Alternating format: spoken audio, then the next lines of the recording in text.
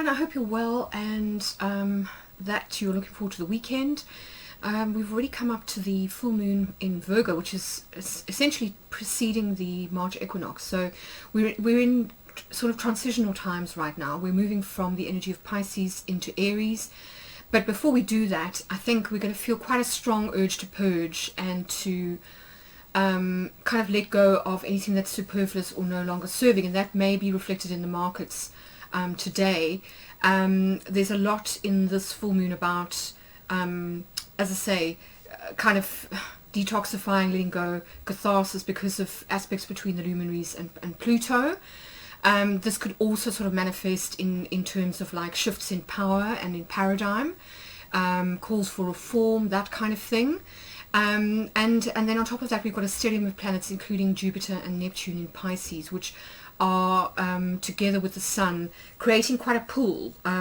It's sort of setting up the solar energy as being stronger almost than the lunar energy. So although internally we might feel this urge to get things into order, to simplify, to declutter, to sort of create lists and to be efficient with the moon, on the other hand, with the Sun, I think we're going to feel quite a strong pull into that continued Piscean energy which we've had for the last couple of weeks. And it can make us lean towards being overly idealistic and also sometimes being a little bit unrealistic, so pulling into fantasy a little bit. And I think it's going to be very important to try and balance the fact versus fantasy during the next 2 weeks of this waning moon cycle.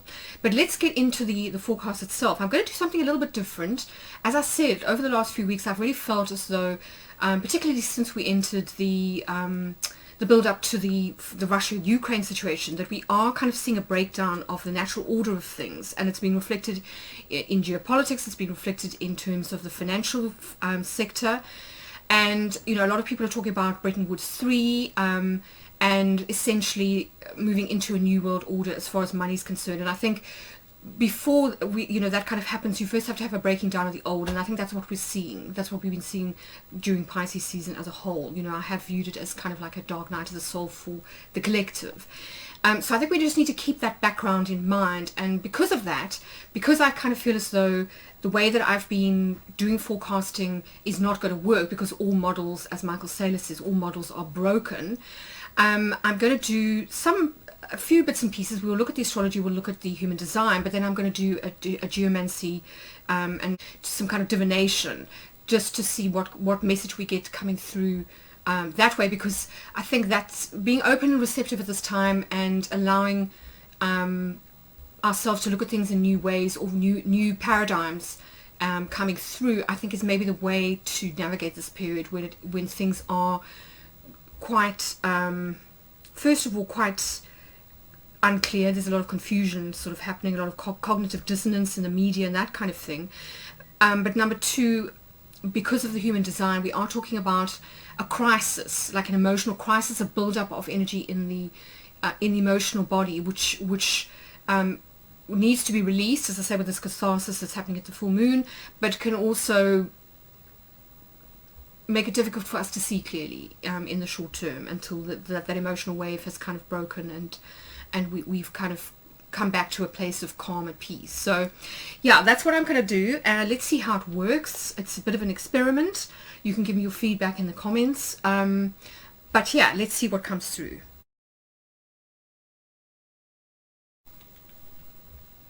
So I'm going to start with the human design transits, the planetary transits through the gates of the human design body graph, because I do think it's quite a useful way to then orient. It gives us a kind of a steer or a theme on how to read the astrology, so we get a little bit more focused. So the moon will be in hexagram 6, line 6, and this is an interesting one because first and foremost it's associated with conflict, and I think that's what we're seeing to a larger degree in terms of the geopolitics. It's not just a case of Russia being an aggressor against Ukraine, and on that point I just want to say that I don't think, like, I've seen a lot of this on social media, and I don't think it's particularly helpful that we start kind of falling into camps of comparing Russian dictators to people, to ordinary people, as a way to kind of shame them or to make moral judgments about them. I think that we're kind of straining at the seams in terms of the comparison. I don't really think you can compare an ordinary person to a sort of a dictator who's killing people. But also I don't think it's helpful in the main to try and make like moral judgments about either side, about Ukraine or Russia, because I just think war in general is not a pretty thing at all. And I think there's a lot going on both sides, with sort of Russia and China on one hand feeling bullied by the West, and on the other hand, the West kind of claiming that this is a moral and a just war, but yet are quite happy to sort of go into countries like Iraq and Afghanistan and kind of wreak havoc there for oil. Let's face it, for oil and for other reasons. So I don't find it helpful at all, and I'm going to try and steer clear myself of making too many moral judgments on that score. I just think war is not pretty, whatever way you look at it, and yeah, I think that's all I want to kind of say about that. So yes, getting back to the astrology, this particular gate is located in the emotional body, and it links the emotional body to the sacral center. So we talk about life force energy on one hand and emotional energy on the other. And as we know, the emotional center is very much associated with the cycles of the moon. So again, interesting that we have this emphasis. We've had this a couple of times since the beginning of the year, where a lot of the planets are transiting through this particular sector of the collective chart, and indeed through the Bitcoin chart. So it's unsurprising that investors are feeling very emotional right now, that there tends to be a lot of conflicting information in the marketplace about what to do. Some people are still very bullish, some people are very bearish. And in terms of the hexagram itself, it's all about regulating and recognizing emotions through detachment and balance. And that can be extremely difficult, first of all, at a full moon when emotions are running high, and secondly, when this particular gate is activated. But really what we're being asked to do is take a figurative and a literal deep breath, and to seek conflict resolution through intimate contact with all aspects of life. And I think this is where it's great to really ask questions and to listen to the other side, and not to sort of pass judgment, because we can only really do that when we are polarized and when we feel separated from another party. When we start to identify and empathize with the other person or the other party, we start to see our similarities, and that's when I think you can enter this intimate contact that allows for conflict resolution, where we realize that we have more in common than what separates us. So it's interesting that it forms part of the channel of connecting 59, the 59-6. And I mean, hexagram 59 itself is interesting. It represents the sort of early degrees of Virgo. So if you've got chart placements, this particular channel will be activated. And it's one that Richard Rudd considers to be an area where we are all, as a collective, working through kind of ancestral karma and issues around truth and being authentic, and particularly in relationships. And I think it's a very interesting phenomenon, particularly when we think about the sort of commentary about the rise of virtual relationships and kind of connecting with others online versus the sort of the disconnection epidemic. But in general, what this is about is a journey from being over attentive or tactless on one hand to diplomacy and then to peace. So we can see how it ties in quite interestingly with the geopolitical events that are unfolding. And also how, with Bitcoin being, and the financial markets being linked to this, obviously if there's war and uncertainty, it affects things like commodity prices. So people are going to move into certain sectors of the market, like, oil and gas and gold and silver and so on. I mean, we've seen a lot of speculation on the wheat futures market as well. And then, to move from there to kind of peace. So how do those people who are in positions of power to maybe influence or kind of to stop speculation from like ruining certain sectors or creating so much inflation that people can't afford to eat? How do we kind of move with that? I think that's the sort of diplomacy aspect of this hexagram, and then move to a place of peace where and certainly it's very difficult to get peace if people are hungry and if their kind of lower needs are not being met. If you think of Maslow's hierarchy of needs, it's all very well talking about the sort of the upper kind of our more kind of our idealistic side, our political side, our social side. But if we don't have enough to eat, if we can't feed our family, that those are sort of very basic survival needs. And I think we need to focus on that first in order to sort of get peace. I think that's sort of maybe one way to look at this is to sort of start with what's essential and then move up towards the more idealistic side. So in other words, try to stay in the lunar energy, which is in the sign of Virgo, which is quite pragmatic, which likes to sort of delve down and drill into the details. That's very much concerned with things like, everyday life, schedules, health, routines, diets, that kind of thing. So trying to get try to get pragmatic and small wins, in order to sort of like move incrementally towards something sort of more of a higher order, if you like. And then the sun will be in the opposite sign of hexagram 36, line 6, which is also actually in the emotional center. So very interesting. And this is associated with a crisis. So it's about crisis resolution in the sense of reaching a climax or a crescendo of feeling. So as I say, with the full moon, emotions can run quite high, and particularly with a sign like Pisces, which is where the sun is, we can get a lot of unbounded emotion. It can be very difficult to contain our emotion. We can feel overwhelmed. We can feel kind of waves of grief and loss, or fear or confusion, those kind of things. And of course euphoria on the other end of the scale. And the key thing is to use this kind of climax or crescendo of feeling to identify and commit to what feels right. So what in our kind of heart feels like the right way forward. And I think, they do say with investing, try not to be too emotional, but it might be that sometimes, it's better to listen to our heart than our head, and because our head can sometimes spook us or make us overanalyze or question our judgment too much. So this is really about committing to pursuing what feels right, and it's part of the channel that connects up to the throat center, the 35-36 channel of versatility. So to move from drama or turbulence to compassion and then connection to humanity. So it's interesting, again, these overlaps between hexagram 6 and hexagram 36, that there is this need to move away from the tendency to over dramatize or kind of get caught up in the drama or kind of the emotion itself, and especially if it polarizes us, as I say, from other people, and move to a place of compassion, which is similar to this idea of intimacy, where you are seeking intimate knowledge or understanding of the other in order to bridge the gap, if you like.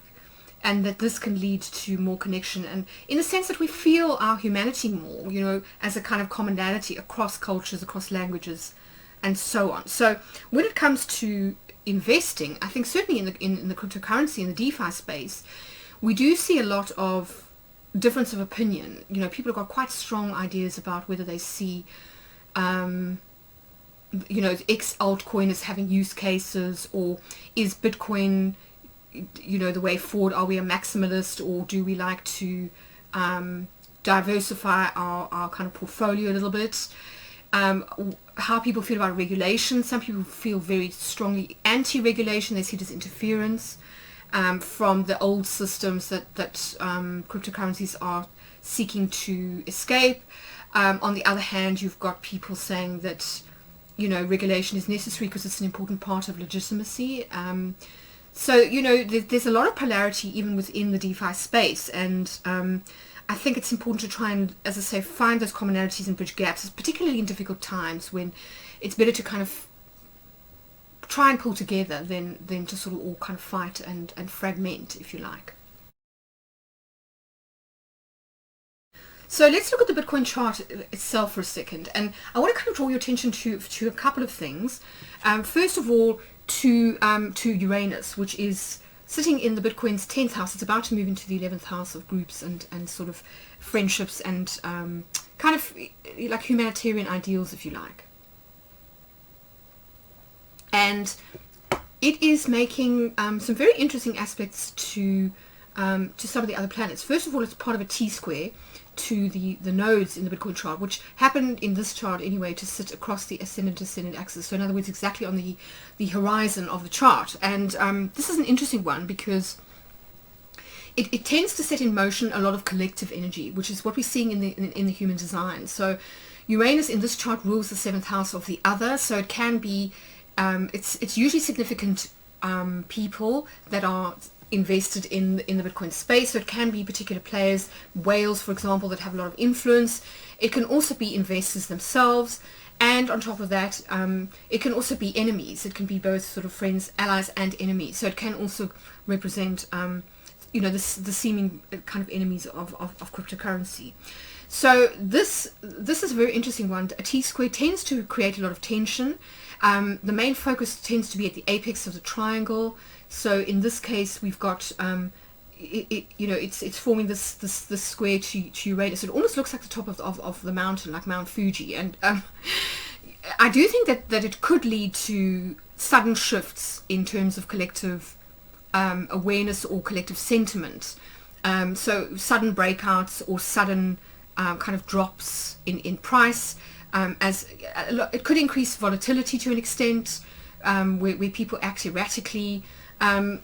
So it's just worth bearing in mind. But what is so interesting is that in the Bitcoin chart itself, that transiting Jupiter, which as you know is quite lucky, is approaching the Bitcoin Uranus here. So this is the chart ruler of the 7th house of Aquarius, on the cusp, and this sits in the 8th house of the chart, which is all about kind of taxes, shared resources, regulation, etc. And of course, very recently Joe Biden signed that executive order in America to investigate, first of all, cryptocurrencies, how to regulate them, and also is looking into the possibility of a central bank digital currency, which has got people kind of in a bit of a flutter. And so Uranus here we could see some talk around like personal freedoms, not wanting to be part of the tax system, for example. The 8th house is to do with tax.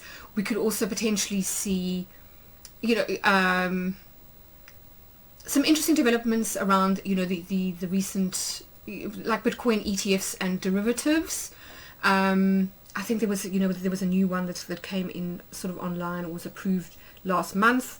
So there could be some further developments there, but generally speaking, a sort of a contact by Jupiter is considered to be very auspicious. Now Jupiter in this chart happens to rule the 5th house, or the 6th house rather, of health and of kind of everyday routine. So it could be that for Bitcoin, that this is quite healthy, that we do see upward movement, and that any tests of the network and so on prove to be quite robust. So that's one to watch. That's a positive one, which might offset some of this quite nervous energy that we've got with the T-square. And also Uranus itself is making a trine to the Bitcoin sun, and I mean that is extremely bullish. The sun rules the chart here. You can see Leo rising, and the fact that it's sort of contacting the nodes could mean that Uranus, that the sort of transits of Uranus really do affect the overall sentiment, investor sentiment. And a trine angle being very positive, we could definitely see a breakout as this aspect tightens. Now, of course, Uranus moves quite slowly, so it might take a while to get to 13 degrees.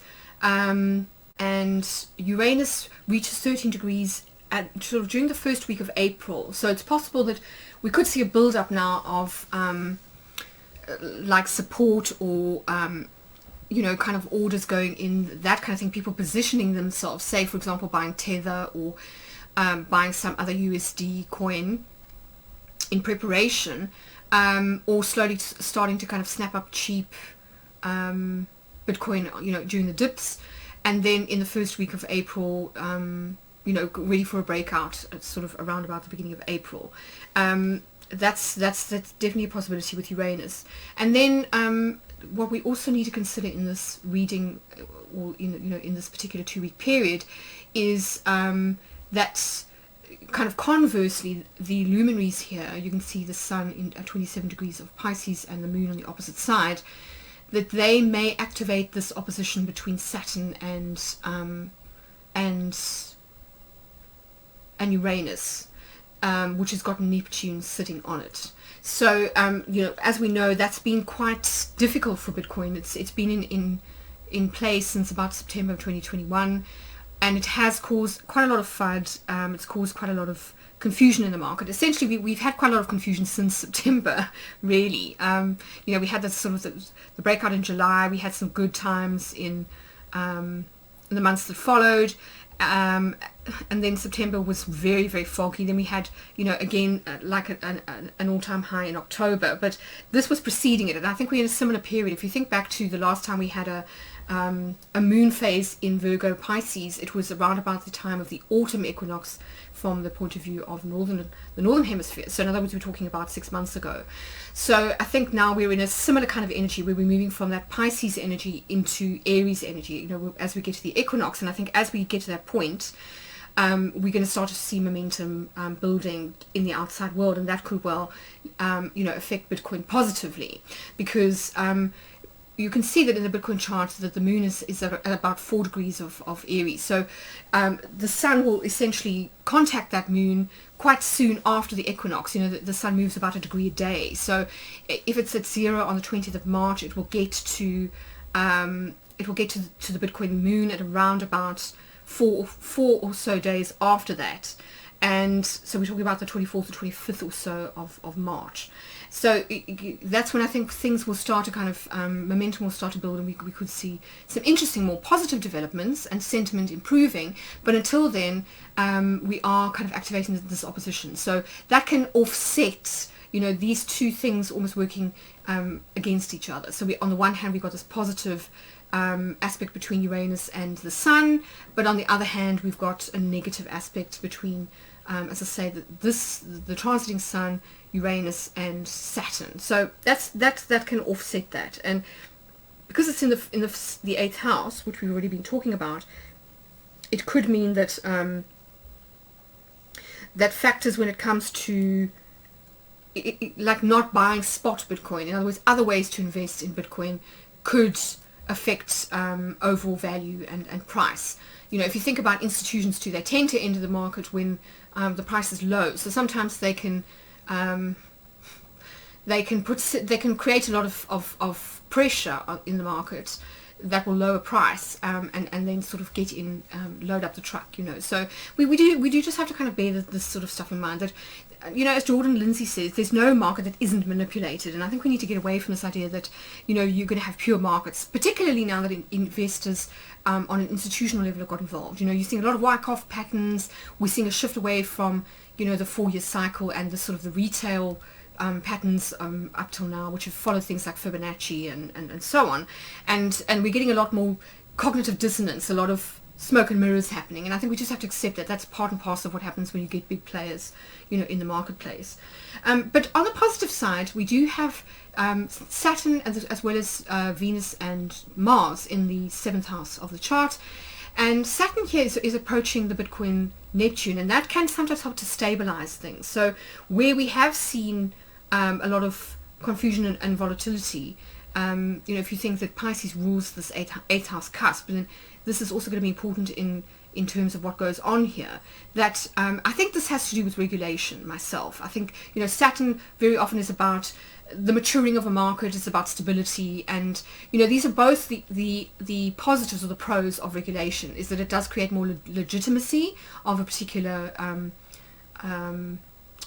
asset, and it also it's an indication that a market is maturing. So in that sense, it's quite positive, and it does take a little bit of this sort of snake oil salesman type of associations out of the marketplace. And there are a lot of people that still think that cryptocurrencies are kind of snake oil salesman Ponzi schemes. So in that sense, Saturn can be quite positive. And then, as I say, we also have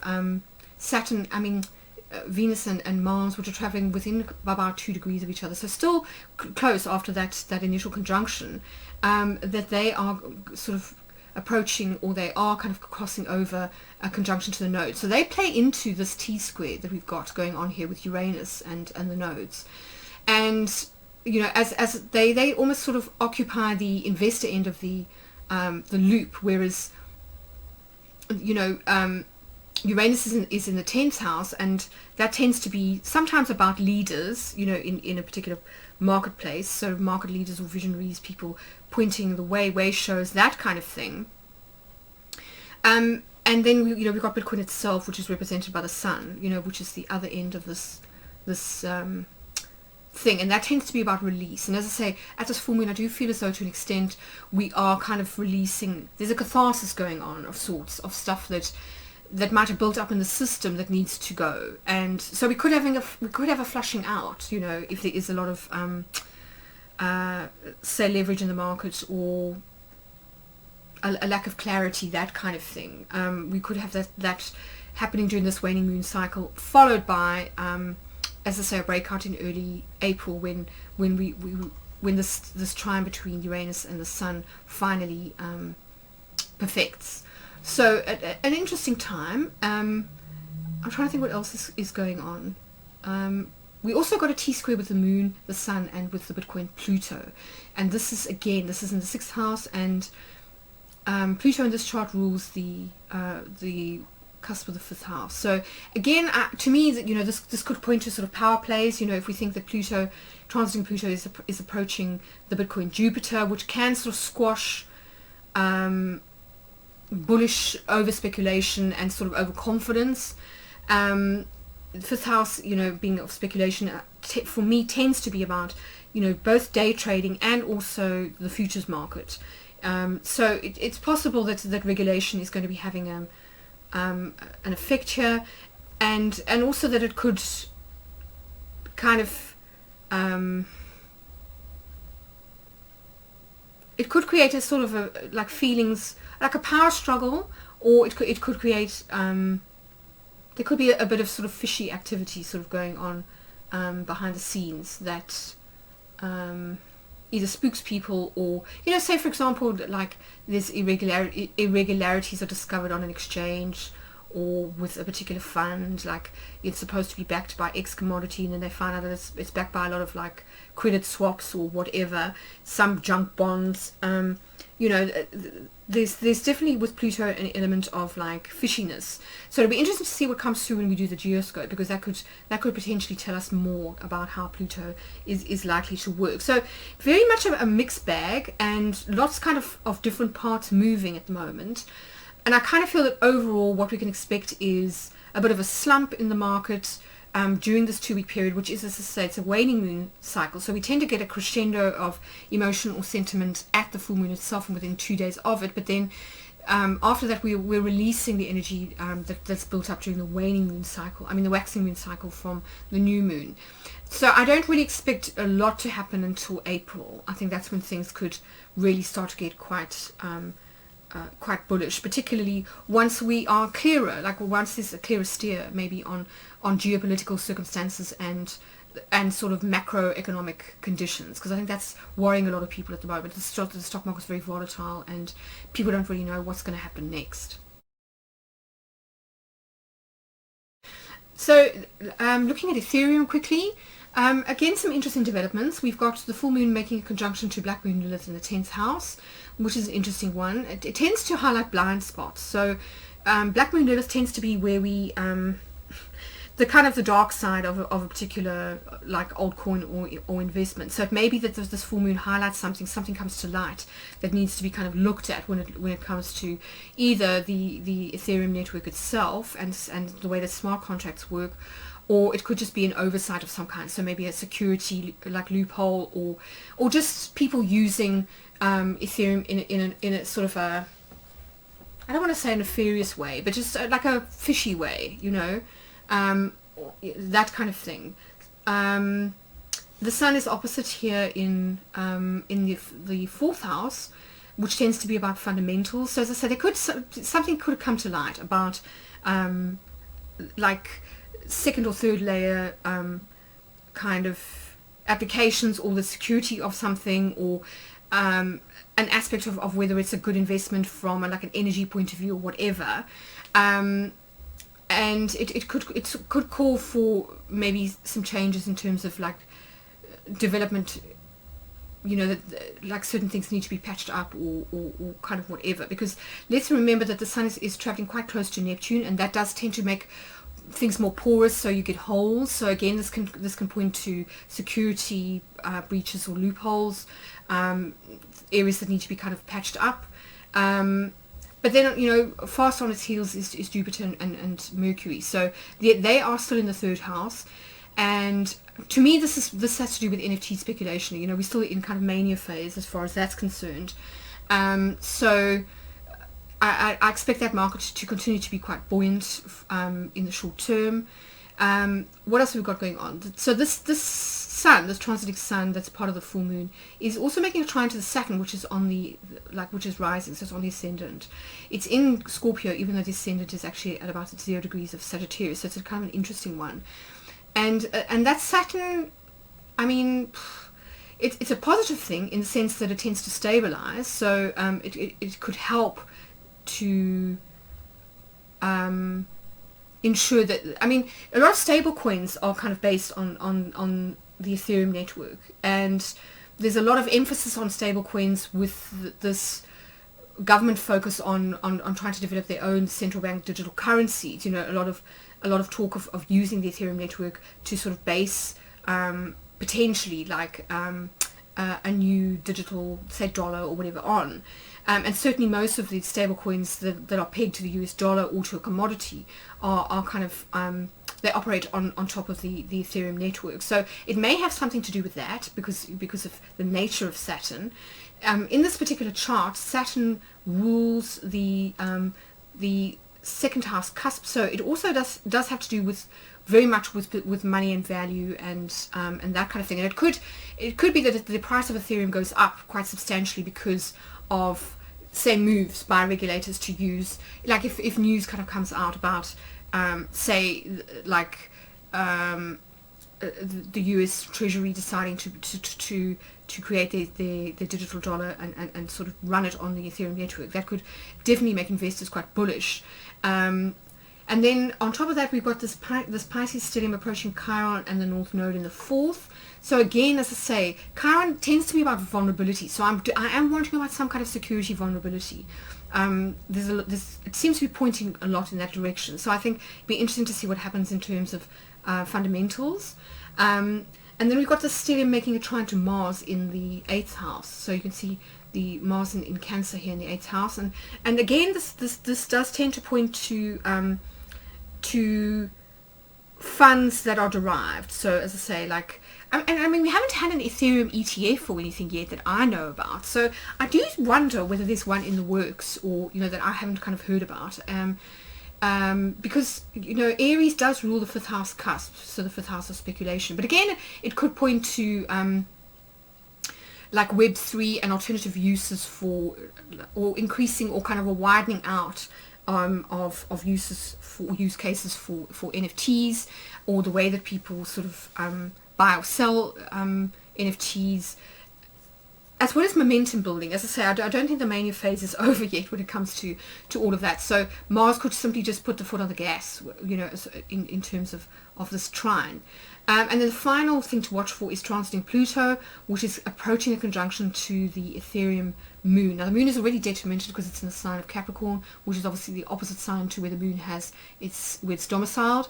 And this is not great for Ethereum, I must be honest. I mean, Ethereum does have Pluto natally in the second house of value and that kind of thing, which may have something to do with why prices, you know, is kind of like capped relative to, say, Bitcoin. I mean, obviously it is the biggest altcoin out there aside from, you know, kind of next to Bitcoin. But Pluto, I don't really like this Pluto coming up to the moon. I just think it's well, I mean, it's just past the moon actually. It's a 28 and the moon is a 20.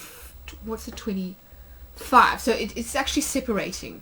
Yeah, okay, so that's not so bad.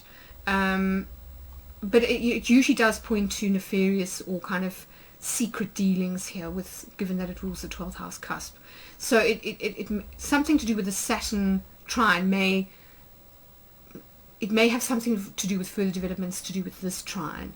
So, I mean, it could have been, as I say, some kind of secret machinations, or kind of like a slightly darker or shadowy aspect to what's going on with Ethereum, and then, as I say, may link to governments or to authorities or institutions. But we'll have to see what kind of comes out over the next 2 weeks. You're never quite sure.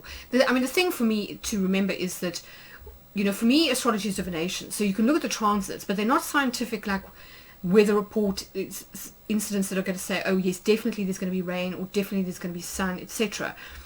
Very often, like, you can look at a transit and nothing will happen at all, because it doesn't rely on, astrology doesn't rely on a model of causation, in the sense that the planets don't cause, so the movement of, say, Mars in the heavens literally doesn't necessarily cause changes in the chart.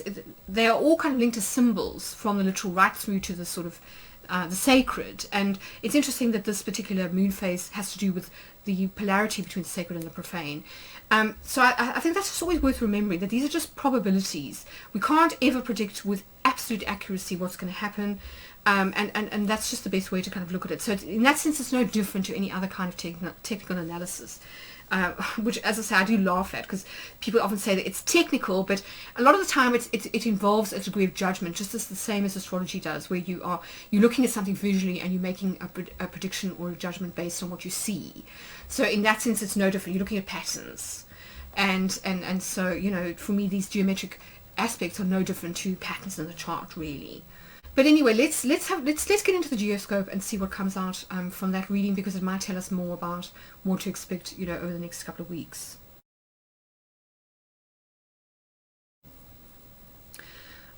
Okay, so welcome back, everyone. I've got my casting cloth kind of out, and I've got my geomancy cards here. So let's see what comes through, you know, with regards to the energies for the next week or two, and I might also sort of do an I Ching, like while I'm kind of about it, to get an overall theme for the reading. But I think it will just be interesting to see what comes up. We'll try and do this as a sort of a horror style reading, and see what comes through, because, you know, we know where the planets are in terms of the astrology, so it'll be interesting to see, you know, how they interact with each other in the geomancy.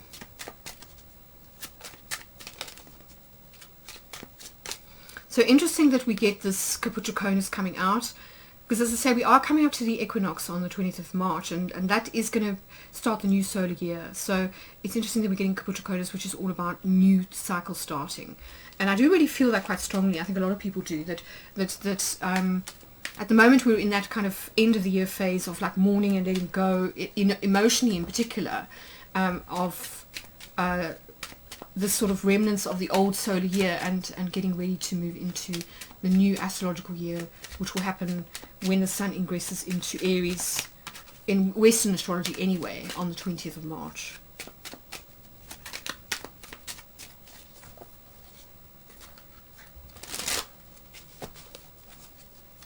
So interesting time, like quite liminal.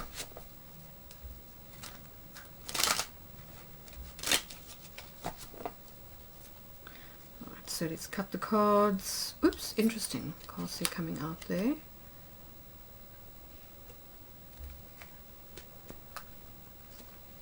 So that will be actually on the top of the reading. So okay, so let's do one with the card irons first.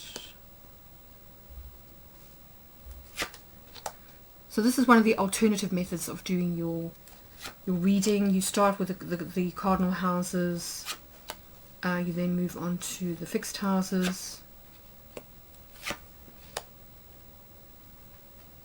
and then the cadent ones.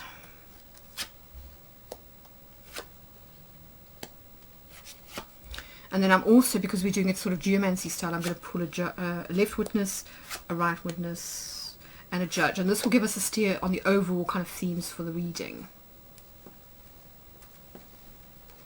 So So my question is, what do we need to know about the market or market conditions for like cryptocurrencies over the next 2 weeks of the waning moon cycle? So let's see what we get out.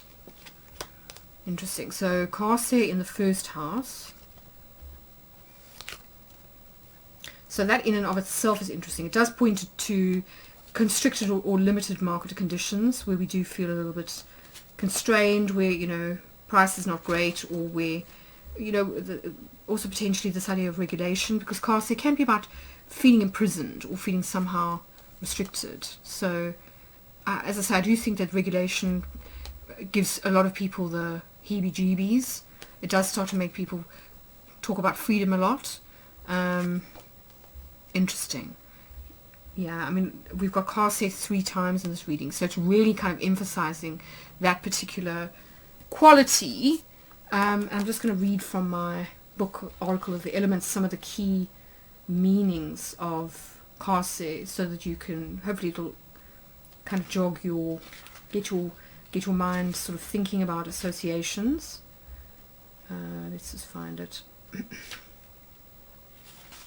Yeah, so imprisonment, isolation, delays, binding confinement, borders, locks, limits, restraint, and restrictions.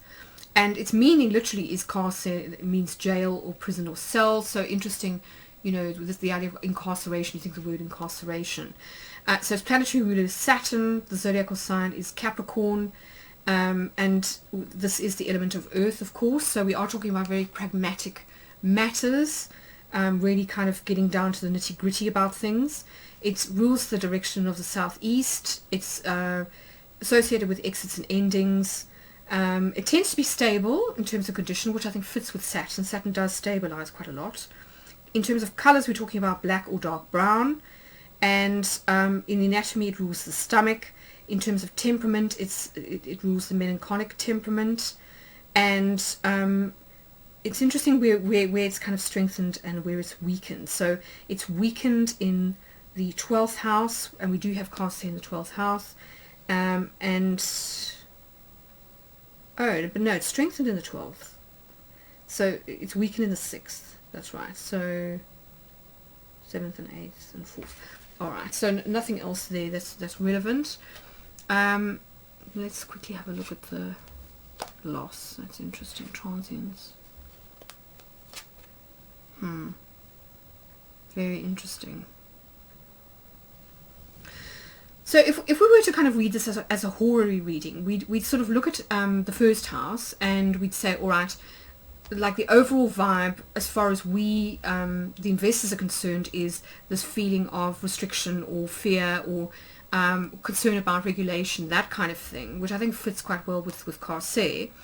Then we looked for quaesitors, so we look at what is it that we are talking about, and of course we're talking about money. So we looked at the second house here, which in this case is ruled by via the moon. So interesting that we are talking about a full moon here, and via is very much associated with the moon and with the sign of Cancer.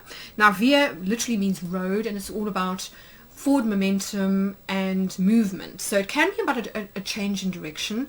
It can also be about liminality. So I think what it's kind of saying is, you know, it's reflecting what I was saying, which is that we are kind of in changing times, and I think everybody can sense that the old order is kind of breaking down, and we have to be quite fluid in the way that we navigate this period, because conditions are changing all the time, and nothing is sort of set in stone. So it's interesting that some of the key words for via are things like travel, way, roads, journeys, flux, direction, forward movement, process, momentum, change of direction, as well as liminality, so moving from one place to another. And as I say, I think that's what we have to realize, is that we are in transition from, you know, from one kind of financial dispensation into another, from the kind of the pre and the sort of the COVID period of finances into the post-COVID period, and you know, I mean, we are seeing this reflected in macroeconomic conditions, as well as, you know, the kind of tightening that's happening to try and compensate for what happened during COVID with all this sort of quantitative easing, but doing it at a time where there's a lot of geopolitical uncertainty and war, which is creating a lot of inflation. So I think, you know, we do have to be careful about, as I said in my other forecasts, in my longer term ones, when I look at the Gann cycles, we are due for a recession, you know, in terms of the Gann cycles. And as I've said, when I looked at the sort of the work around Robert Prechter and Alessio Rostani, you know, he was looking at Elliott waves, and he was saying that the Elliott waves also match up with the Gann cycles. Well, he wasn't talking about the Gann cycles, but the Elliott waves are saying the same thing, which is that we could ordinarily, like even with the normal models, we were predicting a recession either starting in the autumn of this year or possibly in early 2023. So that was already kind of on the cards as far as the original models were concerned, if you like.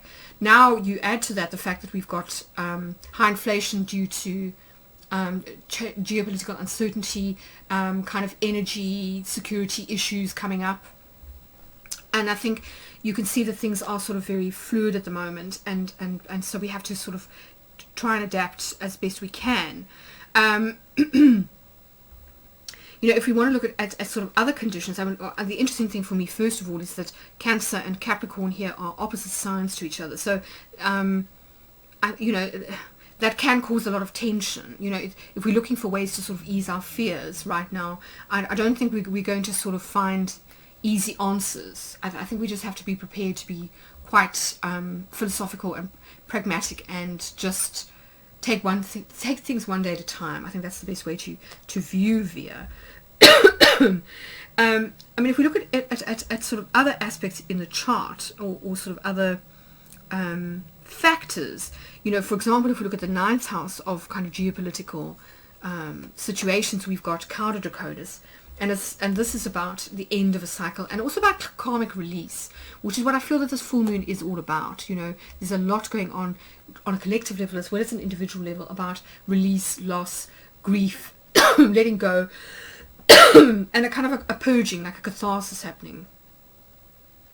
And then on the other hand, we've got Caput Draconis, the opposite, in the 8th house, which is shared resources. So, you know, it can relate to things like taxes and inheritances, legacies, joint ventures, that kind of thing. So I think if we view that as being the sort of our collective finances, you know, on a kind of geopolitical level, that a new cycle, a new order is kind of coming into being, but it's only going to happen after this purge, which is being set in motion by, you know, the war in Europe and that kind of thing, which is having all sorts of knock-on effects around the world. And I mean, it's interesting too that if we look at the sort of overall energy of the reading, we do have a missio as our kind of final outcome, and we see it reflected here in the 6th house of kind of work and health. And I mean, it's fair to say that, you know, COVID as sort of like a disease has really had a massive impact on the sort of the geopolitical situation, on people's jobs, on like disruptive technologies entering the marketplace, and then therefore causing other more sort of traditional players to fade away or to lose market share. So I mean, Missio is about transience and loss, and I think really what this is saying is that we do have to accept that this is going to be a 2-week period in which there is going to be this kind of mourning, this sense of like having to let go of the old, of what we know, as we move into you know, the energy of what's new, and you know, that can feel quite traumatic. And so is it any wonder that we're talking about in the human design, we're talking about conflict, we're talking about a crisis. So I mean, I think it's quite natural for people to feel very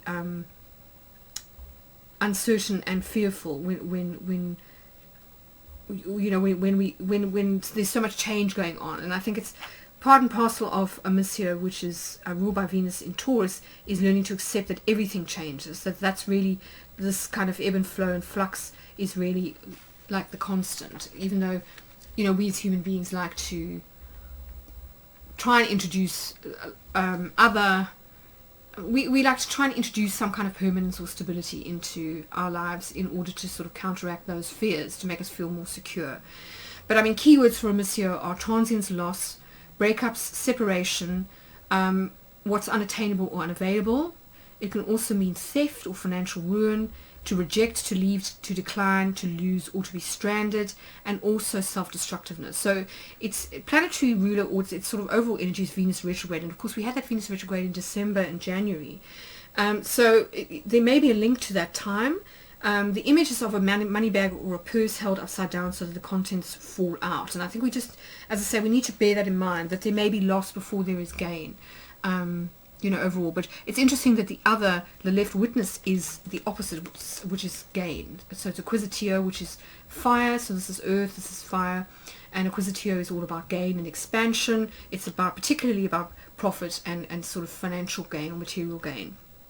So you can see with Via here that there's a lot of movement between kind of loss on one hand and gain on the other. And if we look at the chart here, we've got acquisitio in the 5th house, which is the house of creativity and speculation, as well as the house of children. So it's what we give birth to. So this could be artworks, it could point to NFTs and Ethereum. It could point to use speculation, again in the marketplace, that, even if there's volatility, there's still money to be made if you are kind of on the right side of the trade. So I think, we do just have to sort of consider that and make the most of conditions in the short term. But yes, I mean, it's interesting too that there's a lot of talk about like having babies and how this is sort of essential to the sort of survival of the human race. I mean, I don't necessarily think I agree. I think that, nature is quite sort of much wiser than we think, and that maybe the human population kind of ebbs and flows with the availability of food and resources. And of course, we're going through a period now of where resources are diminishing as far as food is concerned. So, maybe it's not such a bad thing if there are kind of fewer of us in the short term.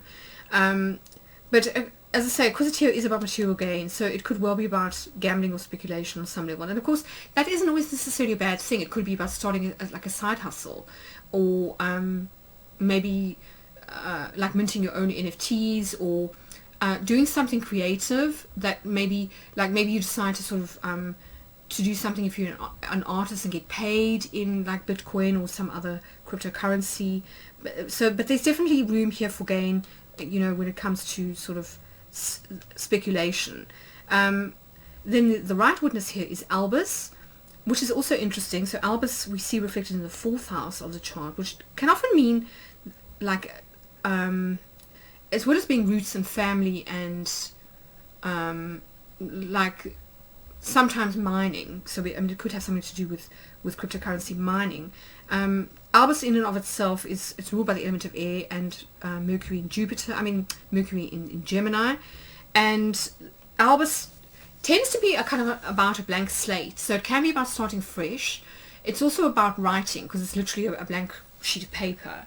It's white, and so but it can also be about death. This is also the piece of death, and war is not a pretty thing. Let's face it.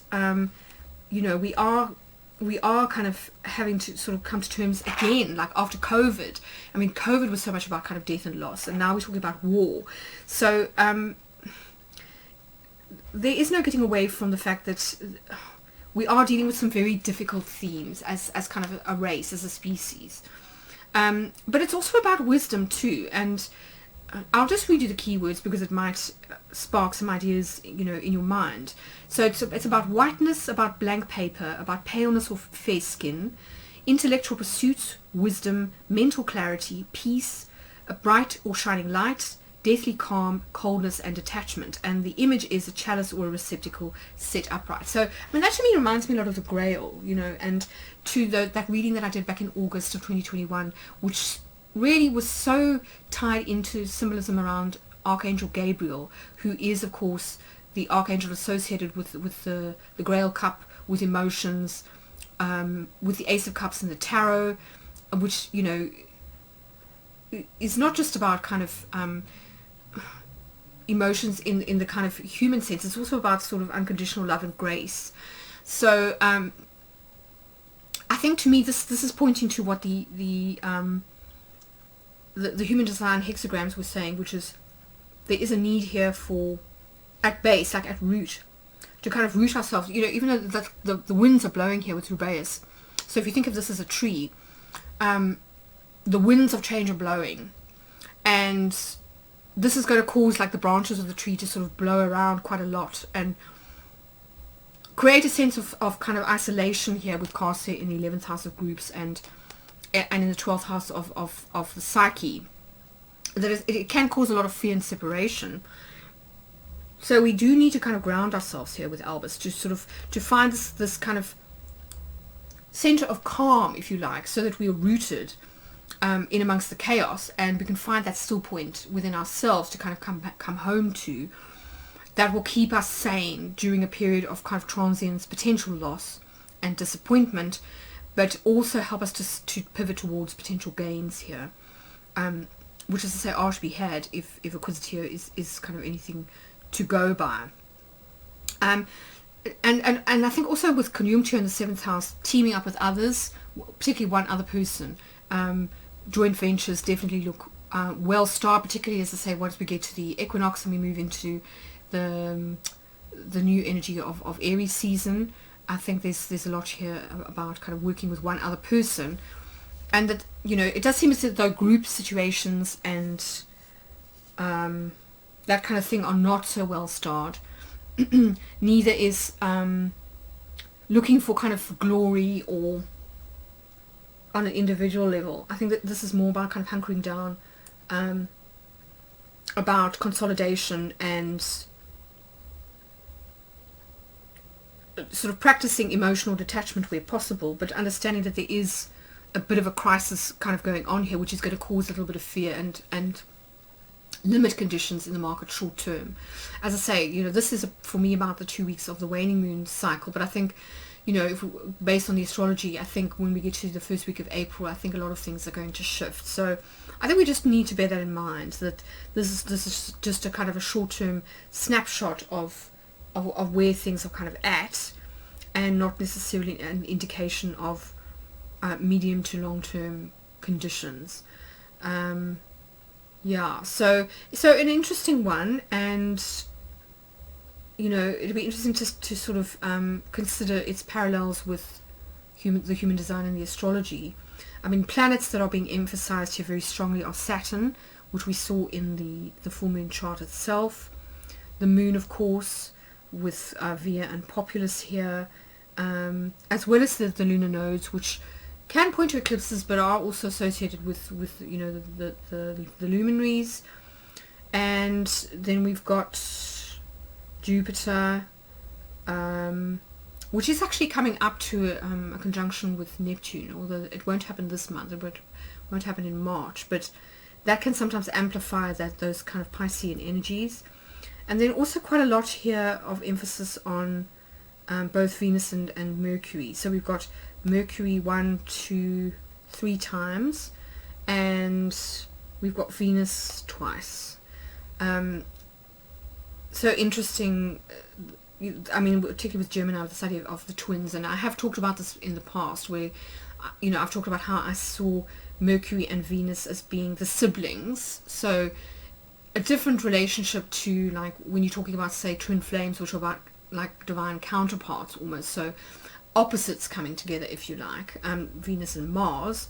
We're talking here more about the brother-sister relationship, so the twin sides of whom like alchemical Mercury, the sort of the masculine and the feminine together. But, you know, do bear in mind that this is Venus in Taurus kind of energy, so, you know, it's earth energy, this is air, and so we are kind of talking about Venus in her not so positive aspect of, as I say, transience and loss and potential theft and ruin. So I think do take care out there when it comes to keeping your keys sacred for your, or safe for your kind of your wallet, and that